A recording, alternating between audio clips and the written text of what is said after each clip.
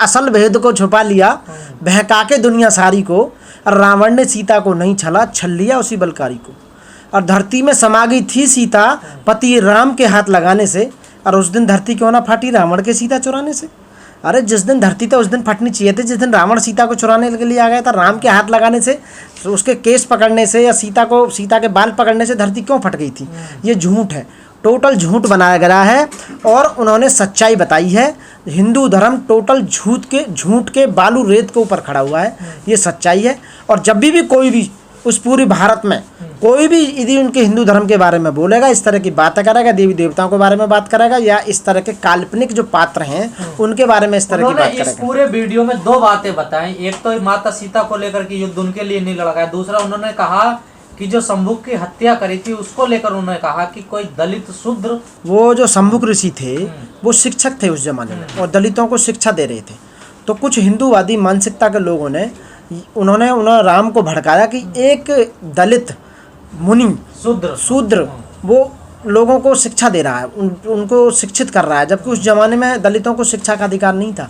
तो राम ने उनका वध कर दिया था, मर्डर किया था। उस समय मर्डर माना जाएगा, वो उस समय उनका मर्डर कर दिया था। तो ये सच्चाई बात है, उन्होंने सही कहा है। इसी बात को तो कह रहे हैं हिंदूवादी संगठन की ये सब गलत है। ये कौन करी है? बिल्कुल करी है, उसके प्रूफ है, सारे प्रूफ है। उसमें जो इतने दलित साहित्य हैं, शास्त्र है, उनमें लिखा हुआ है कि यहाँ शंभुक ऋषि को राम ने मारा था, मर्डर किया था। आप लोग सोच समझ कर हिंदुओं की भावना को भड़काते हैं, आप लोगों का षड्यंत्र है। इनकी भावना रबड़ की है भैया, पानी की बनी हुई है, बड़ी जल्दी गीली हो जाए। एक बात बता, बहुत जल्दी भड़के हैं इनकी भावना। फंडिंग हो रही है क्या कहीं से आप लोगों को हिंदुओं की भावना भड़काने के लिए? फंडिंग तो बाबा साहब पहले कर गए हमें। जब 1950 में संविधान बनाया था तो फंडिंग संविधान में करके गए थे। नहीं दामाद की तरफ पलंगे जितने भी एससी इंडियन गवर्नमेंट पे, बताओ ना, फ्री की शिक्षा लो, फ्री का स्वास्थ्य लो। हाँ, और क्या दामाद की तरह है भारत के संविधान। हमने हमारा सब कुछ लुट गया, अब तो बचाई का देश में, बताओ उन्होंने सब छीन लिया। आय के जितने भी साधन हैं सारे आरएसएस और बीजेपी के पास ही तो आज की डेट में। जितने संवैधानिक पद हैं वो सब बीजेपी के पास हैं। जितने कॉन्स्टिट्यूशनल पोस्ट हैं, जितने हाई कोर्ट और सुप्रीम कोर्ट के जज हैं, वो सब लिखते पढ़ते नहीं तो फिर कहाँ से नौकरियां मिलेंगी आपको? लिखते पढ़ते बच्चियों का इतिहास उठा के देख लो। सन 1950 के बाद में सबसे ज्यादा प्रोग्रेस पढ़ाई लिखाई में एससीओ ने, दलितों ने करी है, खासकर बाबा साहब अम्बेडकर के वंशज। पदों पे तो जानबूझ कर राजनीतिक वो की जा रही है ना, ले नहीं रहे ना। आप बताइए ना, अभी नहीं ले रहे, बिल्कुल भी नहीं ले रहे, बिल्कुल भी। अब ये समझ लीजिए यदि हमारा जज का एग्जाम भी पास हो जाता है ना तो हमें इंटरव्यू में बाहर कर देते हैं। आप बताइए, सन 2000 से लेके और आज तक यूपी में एडीजे की जितनी वैकेंसी भरी है, मात्र 2 स्टूडेंट लिए हैं बस आज तक 22 साल में। एडीजे की कह देंगे सुटेलो कैंडिडेट आ ही ना रहे। हिंदुओं के पीछे क्यों पड़ गए? उनके धर्म देवी देवताओं के पीछे? अरे हमारे जो तो उनके देवी देवता कहीं जाओ, हिंदू धर्म कहीं जाओ, हमें कोई मतलब ना भैया। हम गलत काम के पीछे हैं। कोई भी आदमी देश में गलत करेगा, बाबा साहब ने कहा था कि जब भी आप गलत कहीं हो तो उसका विरोध करना। हम विरोध करते हैं। दिव्य कीर्ति बिल्कुल सही बात कर रहा है, मैं दिव्य कीर्ति के साथ हूँ 100%, पूरा समर्थन करता हूँ। हाँ, तो किताबों में तो लिखो, अरे दिव्य कीर्ति अपनी माँ के पेट से हुआ, पढ़ के आ रहा है, उसने किताब में से तो पढ़ा था जो भी पढ़ा था। आप बताइए, जो भी यहाँ पढ़ रहा है वो किताबों के बारे में पढ़ रहा है। अरे यही तो बता रहे हैं कि राम भगवान है, सारे भगवान है, तो लोग समझ रहे हैं भगवान है। हमने पढ़ लिया किताब में कि भगवान नहीं है, तो जब भी तो कह रहे हैं भगवान नहीं है। एक जो नास्तिक होता है ना, वो ज्यादा कलबंद होता है आस्तिक से। लेकिन बात ये है, अगर शिक्षक टीचर इतिहास नहीं बताएगा तो फिर बच्चों को कैसे पता चलेगा? बिल्कुल, टीचर बिल्कुल सही इतिहास बता रहा है, जो सच्चाई है वो बता रहा है, इतिहास में देखा हुआ है सारा। तो ऐसा थोड़ी है। जो आहत गैंग है, ये जो जिनकी भावनाएं आहत हो जाती है, आपको नहीं लगता इन पे कार्रवाई? अरे भैया, कोई आहत नहीं होती, मलाई मार रहे हैं टोटल। जितने भी नू कह रहा है, मेरे को बता दे किसकी आहत आ रही है। सबके अकाउंट भरे पड़े हैं।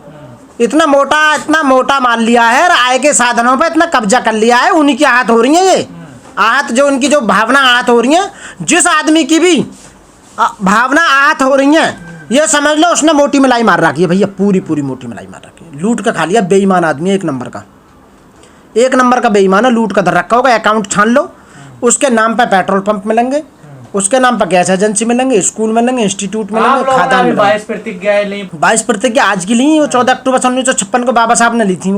और वो जो है इनके केंद्र सरकार का जो वो डिपार्टमेंट है, अम्बेडकर फाउंडेशन, उनके जो मंत्री हैं उन्होंने भी छपाई थी, वो किताबों में छपी पड़ी है।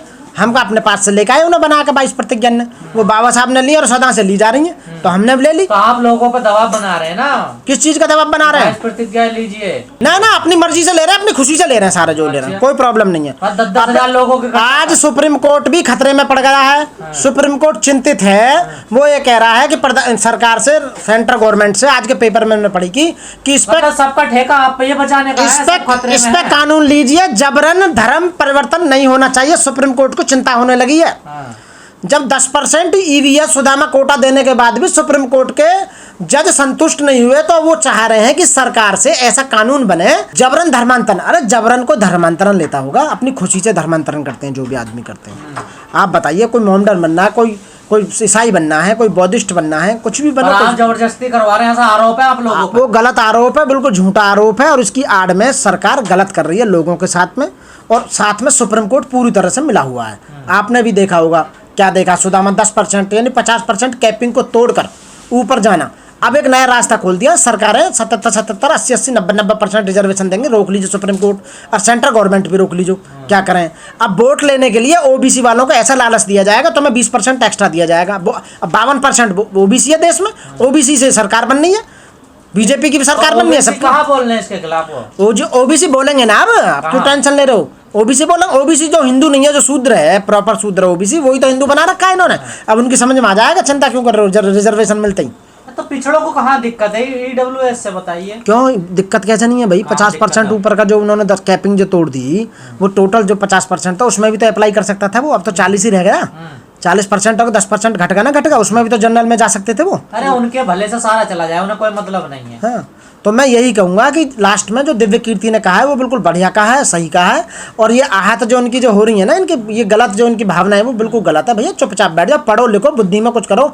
इतना पढ़ा लिखा प्रोफेसर जो कह रहा है सही कह रहा है, पढ़ कर देख लो, किताबों में मिला है उन्हें। समझ रहे हो, जो कहा उन्होंने सही कहा, कोई आहत नहीं हो रही सब। और जिसकी आहत हो रही है सब में मोटा मार रहा है, वो मोटा मार लिया उसने, मलाई मार रहा, आपने देख लो पीछे कुंड दाब के। डर का माहौल क्यों बनाया जा रहा है? ऐसा तो पढ़ा नहीं पाएंगे बच्चों। डर का माहौल देश में पूरा बीजेपी ने, आरएसएस ने डर का माहौल ही बनाया। करा क्या 2014 के बाद में, बताइए ना, इन्होंने कौन सा काम कर दिया भाई? सबसे ये सबसे पहली बात है, यदि जिस राजा को, जिस सरकार को लंबे समय तक चलाना है, तो बीजेपी सबसे पहले आर्थिक रूप से तोड़ो लोगों को।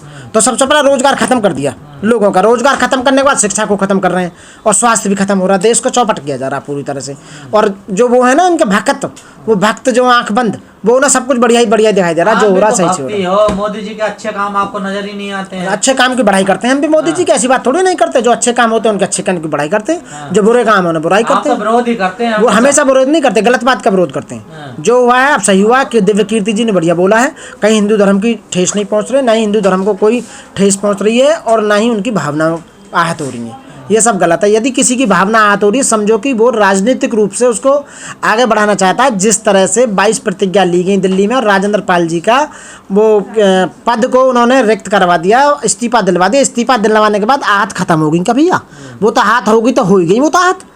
एक बार किसी का मर्डर हो गया तो जिंदा थोड़ी हो जाएगा, तुम्हारी आहत किल हो गई। तो इसलिए जितने भी बोल रहे हैं सारे गलत हैं। यदि बोल रहे हैं तो समझो मोटा मार लिया बीजेपी वालों ने, 200-400 करोड़ रुपए दे दिया। आप मार ले रहे हो, मोटा मार लिया, मोटा पूरा लूट खाया देश को। धर्मांतर करवा रहे हो, मोटा मार ले रहे हो। समझ रहे हो, धर्मांतर तो हम भी करेंगे, हमें रोक लीजिए, कौन रोके? हम बौद्धिस्ट बनेंगे अब आने वाले 14 अक्टूबर 2023 को हम पूरा परिवार बौद्धिस्ट बनेगा।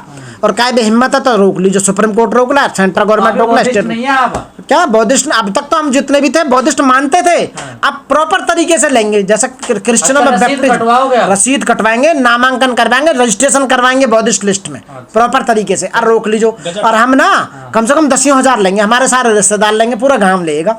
लो रोको, कौन रोका है? हाँ, बीजेपी को नस्ते नाबूद करना, आरएसएस को देश से बिल्कुल मुक्त कर देना। आरएसएस और बीजेपी मुक्त भारत बनाना हमारा उद्देश्य है। बाबा साहब का बौद्ध में भारत बनाना है। आगे समझ में? कहाँ से फंडिंग हो रही है आपको? फंडिंग नहीं हो रही, ये सच्चाई है। बाबा साहब के दिमाग से फंडिंग हुई है। हमने बाबा साहब को पढ़ा, साहित्य को पढ़ा। बाबा साहब ने कहा था कि देश में ये समझ लो, जब सरकार, जो भी सरकार है तुम्हारे खिलाफ बोले तो उसे मिटा दो। अब आने वाले समय में बीजेपी मुक्त भारत, वोट से हथियारों से? अरे वोट से मिटाएंगे, हथियारों से क्या मतलब? बाबा साहब ने कहा कलम से मिटाओ। 100 तलवारें भी एक कलम का मुकाबला नहीं कर सकती हैं, बाबा साहब ने कहा था। तो इसलिए हम जो, मोदी जी तो महापुरुष आदमी है, सज्जन आदमी है, उन्हें क्यों मिटाने की बात? अरे तो वो हम क्यों मिटाएंगे? मोदी तो 10 साल रह लिया, बेहतर रह लिया, खत्म है अब तो। वैसे 2024 में तो कोई दूसरा प्रधानमंत्री बनेगा, वो थोड़ी बनेंगे। अब कौन बनेगा 2024? राहुल गांधी राहुल गांधी बनो, बहन मायावती बनो, कोई भी बनो, पर मोदी ना बने।